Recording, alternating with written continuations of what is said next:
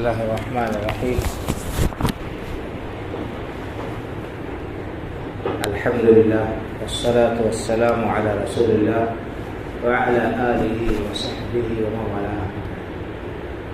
فقد قال النبی صلی اللہ علیہ وسلم الصوم جنہ فإذا كان يوم صوم أحدكم فلا يرفث ولا يسخب فإن سابه أحد أو قاتله فليقل إني صائم أو كما قال صلی اللہ علیہ وسلم. اللہ رب العالمین کی فضل و کرم اور اس کی توفیق سے آج دوسرا روزہ مکمل ہونے کو ہے. اللہ رب العالمین ہمارے روزوں کو، ہماری نمازوں کو اور دیگر عبادات کو قبولیت سے نوازتے ہوئے پر بہترین اجر ہمیں عطا فرمائے، آمین. بزرگوں اور بھائیوں، آپ جانتے ہیں کہ روزہ کس چیز کا نام ہے؟ روزہ نام ہے اللہ رب العالمین کی رضامندی حاصل کرنے کی نیت سے، اللہ تعالیٰ کی خوشنودی حاصل کرنے کی نیت سے دین کے ایک اہم فریضے کو ادا کرنا. طلوع صبح صادق سے لے کر غروب آفتاب تک، یعنی سورج ڈوبنے تک کھانے پینے سے اور بیوی کے ساتھ تعلق قائم کرنے سے رک جانا، یہ شریعت میں روزہ کہلاتا ہے.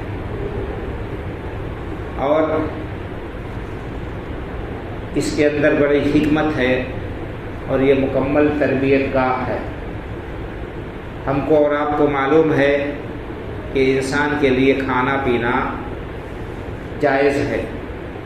جب بھی انسان کی خواہش ہو، اس کو ضرورت محسوس ہو، بھوک پیاس لگے، وہ دن رات کے کسی بھی حصے میں حلال اور جائز چیز کھا سکتا ہے، استعمال کر سکتا ہے.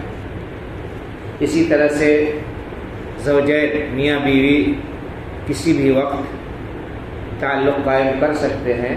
شادی کیا ہے؟ یہ نکاح اجازت نامہ ہے اللہ رب العالمین کی طرف سے کہ زوجین میاں بیوی اپنی خواہش کی تکمیل جب چاہے دن رات میں کر سکتے ہیں. لیکن روزے کی حالت میں ان حلال چیزوں سے رکنا لازمی اور ضروری ہے. ان حلال چیزوں کا بھی اگر کوئی شخص استعمال کر لیتا ہے حالت صوم میں، روزے کی حالت میں، تو اس کا روزہ فاسد ہو جائے گا، اس کا روزہ چلا جائے گا. اور اگر اس نے بیوی کے ساتھ ہم بستری کر لی ہے تو اس کو قضا کے ساتھ ساتھ کفارہ بھی ادا کرنا پڑے گا. کفارہ بھی ادا کرنا پڑے گا. کفارہ کیا ہے؟ ایک غلام آزاد کرے، اگر نہیں طاقت ہے تو پھر 2 مہینے لگاتار روزہ رکھے. 60 دن 2 مہینے لگاتار روزہ رکھنا ہے، بیچ میں ایک دن بھی وقفہ نہیں کر سکتا ہے. اور اگر نہیں طاقت ہے تو پھر 60 مسکینوں کو کھانا کھلانا. یہ کفارہ ہے بیوی کے ساتھ تعلق قائم کر لینے کا روزے کی حالت میں. اور اگر روزہ جان بوجھ کر توڑ دیتا ہے، انسان کچھ کھا پی لیتا ہے، تو بہت بڑا جرم وہ کرتا ہے اور توبہ کرنا ضروری ہے اور اس کی قضا کرنا بھی ضروری ہے. بہرحال کہنے کا مطلب یہ ہے کہ روزے کی حالت میں حلال چیز سے رکنا ہوتا ہے ایک مسلمان کو. اس میں ہمارے لیے درس ہے، اس میں ہمارے لیے نصیحت اور عبرت ہے کہ ہم اللہ کی خوشنودی کے لیے جس طرح سے حلال چیزوں سے رک جاتے ہیں، باز آ جاتے ہیں، تو حرام چیزوں سے بچنا ہمارے لیے بدرجہ اولا لازم اور ضروری ہوگا. ایک مسلمان اللہ رب العالمین کے حکم کا تابع ہوتا ہے اور اللہ کے رسول صلی اللہ علیہ وسلم کا وہ فرما بردار ہوتا ہے.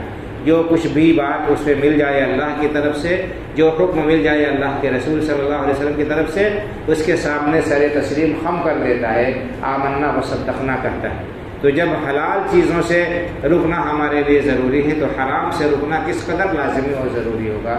یہ درس ہے ہمارے لیے اور یہ ایک تربیت ہے کہ ایک مسلمان روزے کے مہینے میں تربیت حاصل کرتا ہے تمام غلط عادتوں سے، غلط کاموں سے، غلط چیزوں سے رک جانے اور باز آ جانے کی، اور تمام غلط چیزوں کو چھوڑ دینے کی. یہ مکمل تربیت کا ہے. بہت سے لوگ ہیں جو روزے کی حالت میں حلال چیزوں سے تو بچ جاتے ہیں، کھانے چیزوں پینے کی چیزوں سے تو احتراز اور پرہیز کرتے ہیں، لیکن حرام سے پرہیز نہیں کرتے، حرام سے نہیں بچتے. تو یہ بہت ہی خطرناک بات ہے. وہ اپنے روزے کو ضائع کر رہے ہیں، اس کے اجر کو برباد کر رہے ہیں. حدیث پاک میں اللہ کے رسول صلی اللہ علیہ وسلم نے ارشاد فرمایا کہ اذا كان يوم صوم احدكم فلا يرفث ولا يسخب، جب تم میں سے کسی شخص کے روزے کا دن ہو، روزے سے ہو، تو اپنے زبان سے کوئی نازیبا بات نہ نکالے، فحش کلمہ اپنی زبان سے نہ نکالے، لغو بات نہ بکے، گالی گفتاری نہ کرے. فإن صابه أحد أو قاتله فليقل إني صائم، اگر کوئی اس سے لڑائی کرتا ہے، کوئی اس سے جھگڑا کرتا ہے، کوئی اس سے مار پیٹ پر آمادہ ہے، تو اس کا جواب بھی نہ دے. لڑائی کرنا تو دور کی بات ہے، اس کا جواب بھی نہ دے. کیا کہے؟ کہہ دے کہ انی صائم، بھائی میں روزے سے ہوں، میں اپنا روزہ خراب نہیں کروں. تو جب جواب دینے کی اجازت نہیں ہے تو جھگڑا کرنا، لڑائی کا آغاز کرنا یہ کہاں سے جائز ہوگا؟ بہت سے لوگ ہیں جو روزے کی حالت میں اپنا آپا کھو دیتے، اپنے آپ پر کنٹرول نہیں رکھتے، اور غصہ ان کی ناک پر ہوتا ہے. کوئی بھی بات مزاج کے خلاف ہوتی ہے وہ پھٹ پڑتے ہیں اور لغویات بکنے لگتے ہیں. گھر میں بچوں کے اوپر جو ہے غصہ اتارنا، جھڑکنا، گالی گفتاری بکنا، یا اور لوگوں کے سامنے، یہ بڑی خطرناک بات ہے. یہ روزے کے تقاضوں کے بالکل منافی ہے، اس کے بالکل برعکس ہے. اللہ رب العالمین نے روزے کا مقصد یہ بتایا کہ تمہارے اندر تقویٰ پیدا ہو. تو تقویٰ یہ ہے کہ انسان غلط کاریوں سے بچے، حرام کاریوں سے پرہیز کرے، اللہ کی نافرمانی سے رک جائے. اور اگر کوئی شخص گالی گفتاری بکتا ہے تو یہ بہت بڑا گناہ ہے. اللہ کے رسول صلی اللہ علیہ وسلم نے اس کو فسق کا قرار دیا ہے، گناہ کا کام قرار دیا ہے. تو بہرحال اللہ کے رسول صلی اللہ علیہ وسلم نے فرمایا کہ گالی کا جواب بھی نہ دو، بلکہ کہہ دو کہ میں روزے سے ہوں. دوسری حدیث اور بھی زیادہ واضح ہے اور اس کے اندر اور بھی بڑی سخت وعید ہے. اللہ کے رسول صلی اللہ علیہ وسلم نے ارشاد فرمایا کہ من لم يدع قول الزور والعمل به والجهل فليس لله حاجة في ان يدع طعامه وشرابه. اگر کوئی شخص روزے کی حالت میں جھوٹ بولنا، جھوٹ پر عمل کرنا اور جہالت کے کام، لڑائی جھگڑے نہیں چھوڑتا ہے، تو ایسے شخص کے بھوکے پیاسے رہنے کی اللہ کو کوئی ضرورت نہیں. گویا کہ ایسے شخص کو روزے کا ثواب نہیں ملے گا، بلکہ اس کے روزے کا ثواب ضائع ہو جائے گا. اس کو صرف بھوک و پیاس اور مشقت حاصل ہوگی.